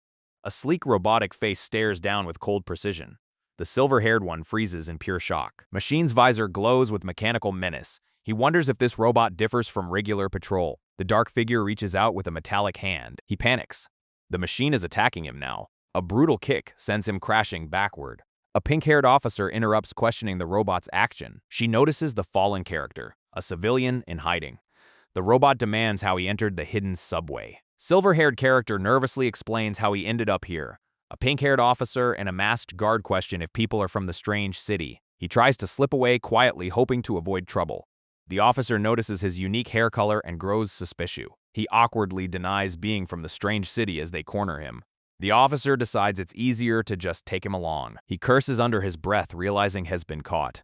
Elsewhere, guards rush toward the source of a loud explosion. Charlotte and Didi examine the scene, noting it wasn't caused by their ally. Charlotte wonders if the Pleasure City intruders are responsible. Relieved their friends are safe, they decide to retrieve them quickly. Didi reminds Charlotte to carefully track the signal for Nabi and Jinsu. They agree to search the immediate area, assuming the targets didn't get far. Charlotte suddenly remembers they lack ID chips and are vulnerable to robot. A familiar, ominous footsteps approach, and someone sighs in recognition. A green-haired man with a predatory grin appears asking a chilling question. The man mockingly asks if they see the runaway and their terrified expression. Charlotte freezes, recognizing the unsettling voice from a painful memory. Didi spots someone else in the distance and calls out to Charlotte. The group turns to see a familiar face standing in the shadow. Jinsu covers his mouth, shocked by the unexpected reunion. The green-haired man, now in a garish shirt, smiles and greets Charlotte. Suddenly, hooded patrol robots sprint past them in pursuit. A blonde woman complains about the noise, wishing Shed left already. Jinsu desperately chases after Bonnie, begging her to wait. Nabi desperately grabs Bannis' arm, begging to listen. His eyes widen with dread, sensing something terribly wrong. Bonnie stares back, coldly, sunglasses hiding any emotion. Nabi recalls those strange, glowing eyes from before. Someone mentions the eyes were definitely using some power. Nabi remembers that awful, unmistakable smell lingering. He insists Bonnie changed right after that encounter. Nabi mutters, "This is all becoming weird crap now." Bonnie shoves him away, furious at being ordered around. Nabi snaps back, calling Bonnie just a drug addict. Bonnie lights a cigarette, telling him to shut up. Nabis' expression shifts, something clicking in his mind. Bonnie muses about joining the strange city after Thea. A dark thought crosses Bannis' mind about killing someone. Nabi notices the change, calling out Bannis' name. Bonnie laughs cruelly, calling this just a chase game. Bonnie strikes Nabi hard, telling him to get lost. Nabi reaches out, desperately begging Bonnie not to leave. He scrambles forward, screaming for Bonnie to stay. Nabi trips and crashes hard onto the pavement. His supplies scatter everywhere. Pills, containers, everything spilled. Nabi crawls, desperately muttering he needs these to work. His shaking hands reach for the scattered blue pill. Nabi collapses into darkness, consumed by withdrawal smoke. A sinister figure with sharp teeth appears, recognizing that face. Green-haired one grins behind Charlotte's friend, asking, "Right, Charlotte?" Charlotte freezes, while Didi trembles, asking who this terrifying person is. Charlotte spots the strange city mark and realizes the dangerous connection. Charlotte questions their relationship, with the strange city growing deeply suspicious.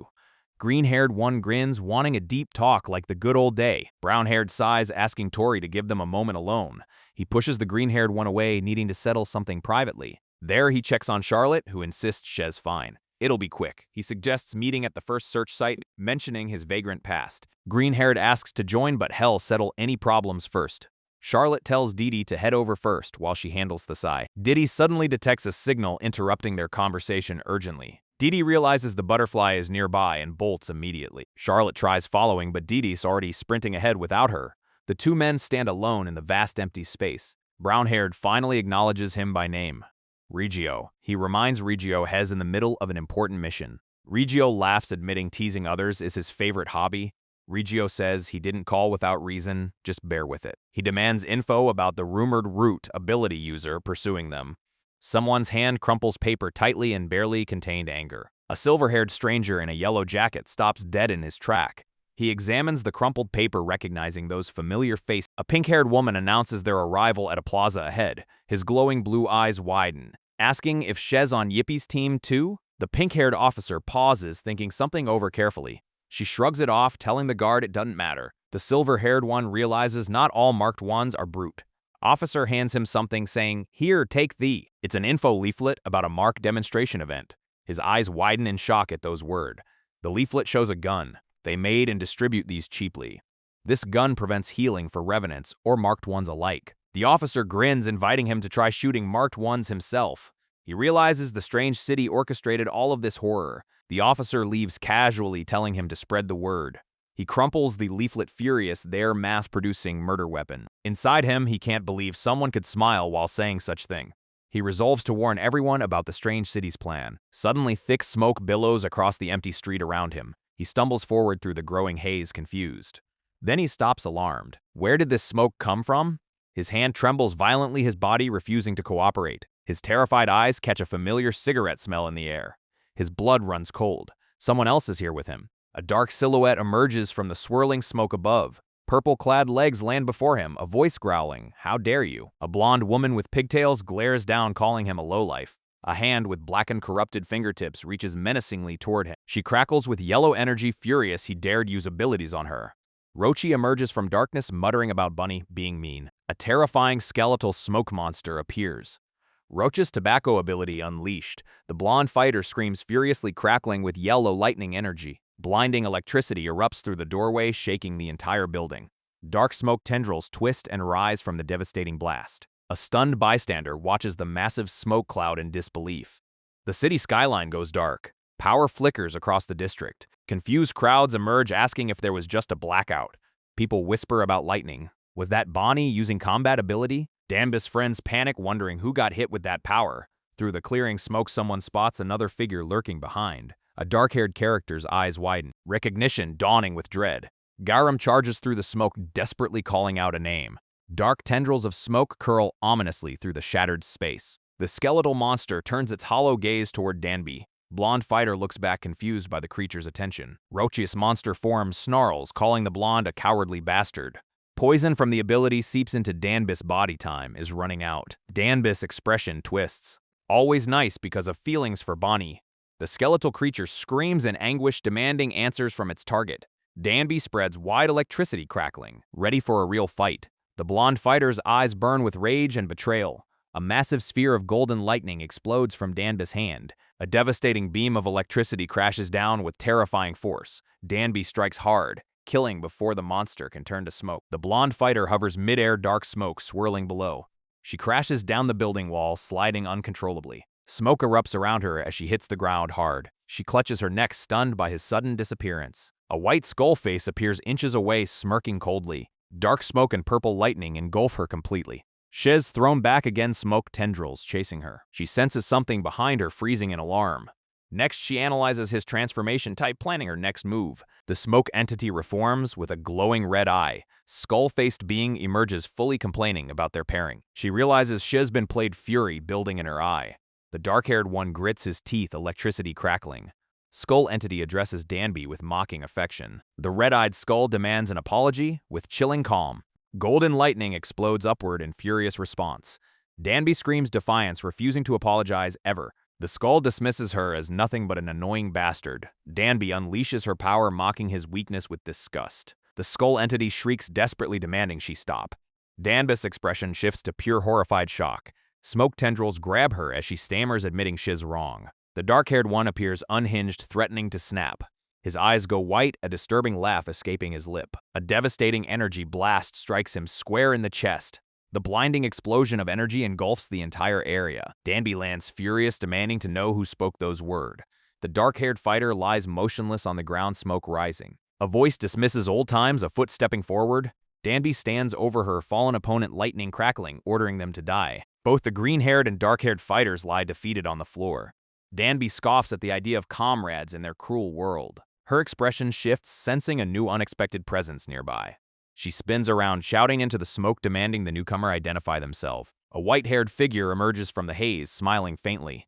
Danby's eyes widen in sheer shock behind her green glass. Three new figures stand shrouded in smoke, confronting her. The blue-haired newcomer's eyes lock onto Danby, whispering her name. She steps forward, her expression hardening with cold determination. Danby curses under her breath, realizing the situation has drastically changed. The blue-haired fighter's gaze is intense, filled with unresolved history. Scene shifts. A massive fire engulfs a futuristic metropolis. A security vehicle flies over the city, citing unknown cause. Masked children sit in rows, subjects of the city's investigation. A young blue-haired boy enters the metropolis, joining other children. He first meets her, a genius labeled a monster even then. An arena announcement declares sparring between children with special ability.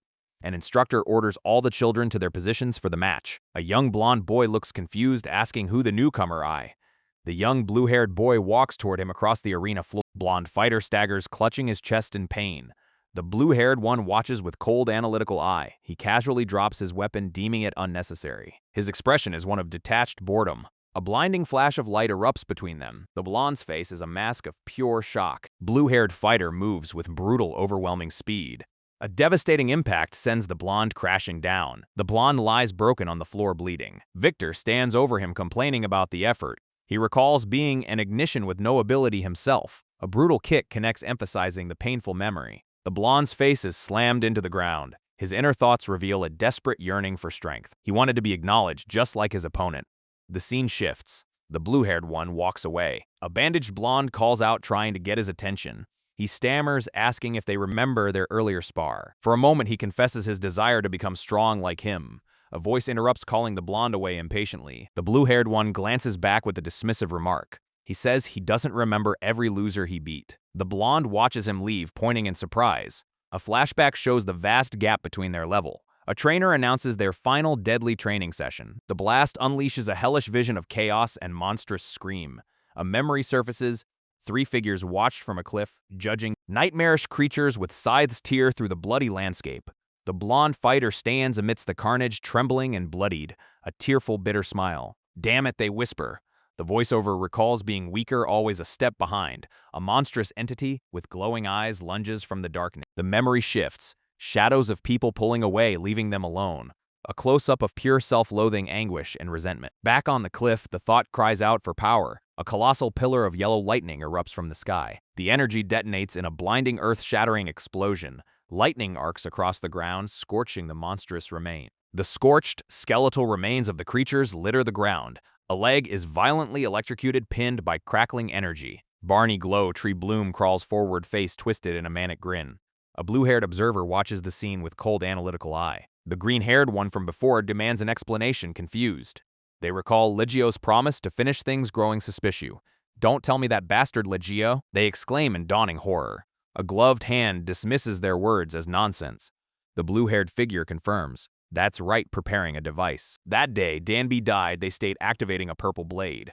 A swift, violent strike sends the green-haired one flying. Pinned against a wall, they gasp about Legio's betrayal. A slit pupil eye glows purple. Something terrifying awakens inside. Purple energy slashes through the air. Danby gets launched backward. The red-haired one shouts desperately. Danbus dangerously close to that power. Danby grits her teeth, electricity crackling. She's not backing down. A hand erupts with blinding light, raw power surging forward. The blue-haired fighter stands ready, purple blade drawn. Others watch behind. A massive explosion tears through the space. Debris flying everywhere. Smoke billows outward from the devastating blast zone. The ground cracks and crumbles beneath the lingering energy. Danby stares, wide-eyed. Her opponent vanished into thin air. The blue-haired one strikes from behind. Purple blade aimed at Danby. She slides across the ground, energy trailing, repositioning for another attack. "Your friends died because of you." The blue-haired one screams in rage. Danby's expression twists, calling her opponent simply annoying. A hand grips the purple blade, knowing one touch means certain death. Multiple purple blades manifest. She can't afford getting hit even once. Danby dodges desperately as energy blades slice through the air. Crouching low, Danby taunts. "Your movements are as sloppy as ever." Danby's eyes widen in fury, lightning crackling around her. Yellow lightning erupts from Danby, unleashing everything she has. The blue-haired one dodges while another attacks from above. A blade inches from Danby's face, sweat dripping down her cheek. Purple and yellow energies collide, both fighters giving everything. A blinding golden explosion consumes the battlefield entirely. Standing amidst crackling lightning, she sneers. How pathetic. Danby questions why she climbed so high. Flashback reveals the blue-haired one wanted dominance. The blue-haired fighter struggles against purple energy. Danby mocks her opponent's inability to fly. Danby's expression turns cold and calculating. His power came at a terrible physical cost. Scientists tried copying Danby's ability without side effect. Danby became forgotten, discarded by everyone. He found Danby living among common people. Danby questions why his rival looks so content. The blue-haired one smiles with someone else. Danby realizes the rejection wasn't about weakness. The truth hits. Someone else was favored. Danby refuses to let others be happy alone. He vows to destroy everything that hurt him. Danby unleashes devastating lightning attack. The blue-haired fighter takes a brutal hit. Danby screams with murderous rage. A violent red energy explosion erupts. Jinsu's arm drips with fresh blood. Danby screams furiously at the betrayal. Jinsu declares war on all inferior. The blue-haired one thanks Jinsu calmly. A powerful kick sends Danby flying backward. The blue-haired one reveals painful societal truth. Danby declares her hatred for those obsessed with harming others. Purple energy pulses as she calls Banis' life pathetic. She tells the blue-haired fighter to wake from their dream. Smoke clears around the massive arena structure. The pink-haired one can't see through the dense crowd. Someone urges them to leave. It's dangerously packed here. 2 figures whisper, recognizing familiar faces from before. Silhouettes close in, discussing rewards for capturing target. They've been spotted. Panic sets in immediately. A stranger tells them to leave, blocking their path. A hand suddenly grabs someone's arm from behind. A dark-haired character appears, saying they've finally found them. Shock. Sister Tori appears unexpectedly in the chow. He asks if Garam's here, fighting strange opponents below. They're being chased. Didi found an escape route quickly. Tori urges everyone to flee immediately. The blue-haired one stands over Danby, mentioning their side effect. A purple sword pierces deeply, power spreading through the body. She coldly explains Danby will die, losing all power. Someone shouts desperately, trying to stop the deadly technique. A massive purple blade erupts violently from the ground. The blue-haired fighter smirks, asking who's actually dying. Danby grins defiantly. She refuses to die here. A silver-haired ally vows not to die until destroying everything. A red-haired fighter finishes the promise with cold determination. Danby's manic grin spreads. She vows to destroy everything. Barney collapses, knees buckling. The blue-haired one approaches slowly. Cold words cut deep. Obsession with power, not loyalty. Barney screams in denial, refusing to accept harsh truth. Defeated, Barney whispers, still clinging to something lost. The group walks away, leaving Barney broken on ground. Blue-haired Nabi glances back, expression unreadable, almost pitying. Red-haired warns urgency. Administrators will arrive any moment now. Nabi confirms being fine, walking steadily despite everything. Barney lies motionless, glasses shattered, blood pooling beneath. A distant figure spots the body, voice trembling with dread. Black-haired stumbles forward, denial flooding every shattered word. Blood spreads beneath Barney. Death staring back with cold certainty. Horror twists their face. Tears streaming, world collapsing entirely. Nabi realizes, blaming Danby for Barney's tragic end. Fists clench tight, revenge burning through trembling hand. Desperate hope flickers. Maybe forgiveness waits on the other side. A spectral form erupts, Barney's spirit manifesting for vengeance. Nabi freezes, confronting something terrifying rising behind them. The companions watch in stunned, horrified disbelief. Brutal impact. Nabi gets struck violently, blood spraying everywhere. The ghostly skull snarls, "You took everything from me." Blood splatters across the ground. Devastating blow lands hard. Red eyes burn with fury, promising far worse suffering ahead. Nabi gets torn apart. Barney's vengeful spirit showing no mercy. The dark-haired fighters face twists in utter confusion. Red and silver-haired allies scream Nabi's name in panic. The red-haired one charges forward, fists blazing with fury. A devastating impact explodes across the battlefield. He swings wildly, unleashing everything against the monster. The skeletal entity cackles, asking how they're enjoying Thray. It demands they suffer more, relishing their pain. The red-haired fighter grins maniacally through the chow. He launches himself directly at the towering nightmare. Nabi lies broken, barely conscious, in someone's arm. The silver-haired one holds Nabi, voice trembling with dread. Nabi watches helplessly. Jinsu can't win this alone. Flashback reveals why they couldn't resist those attacker. The blonde with green glasses and her crew appear menacing. Nabi grips a purple blade, teeth clenched in desperation. The skeletal horror recalls Roach vanishing like smoke. Purple energy erupts. Someone broke under impossible pressure. Even fighting again means certain defeat against this monster. The red-haired one stands alone against overwhelming power. Silver-haired watches in horror. Jinzu will fall next. His eyes widen, realizing the terrible truth approaching. The red-haired fighter gets hurled backward through the air. A massive pillar of energy slams him into the ground. The silver-haired one shields Nabi from the shockwave. He realizes he must fight too, but Jinsu's already hurt. A blonde figure warns Garam to hide their abilities from now on. Garam, confused, asks why this sudden change in strategy. The blonde explains Garam's power attracts far too much attention. A flashback shows Garam summoning massive roots, creating a wall. Such a large-scale ability makes it easy to draw eye. The blonde warns that information could reach the city's other side. Garam sweats, realizing the risk to the outlier's very existence.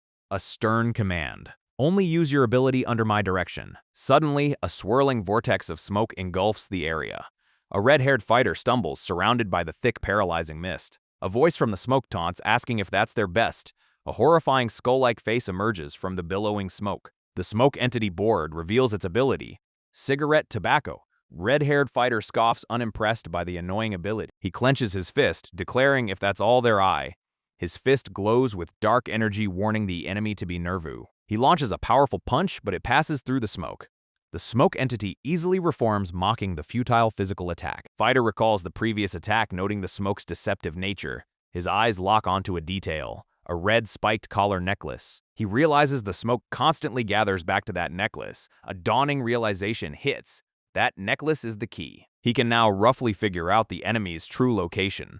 The smoke entity laughs, knowing physical damage won't work. Fighter's arm begins to glow with a fierce red energy. The red-haired fighter's eyes narrow, sensing a critical weakness. Skeletal entity taunts, asking when it should feel nervous.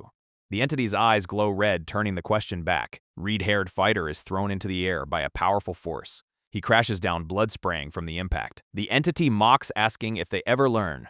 It declares such attacks useless against it. The entity lunges, screaming about repeated attempt. A figure lies motionless on the ground nearby. The entity suddenly panics, shouting to wait. It rushes towards the fallen figure, yelling Danby's name. The red-haired fighter smirks, having identified the weakness. He reveals the plan. Using Danby as bait, the entity screams, protecting Danby from harm. Red-haired fighter lands a swift, powerful kick. He delivers a devastating strike with red energy. The impact causes a massive explosion of blood. Entity's hand is severed, dropping to the ground.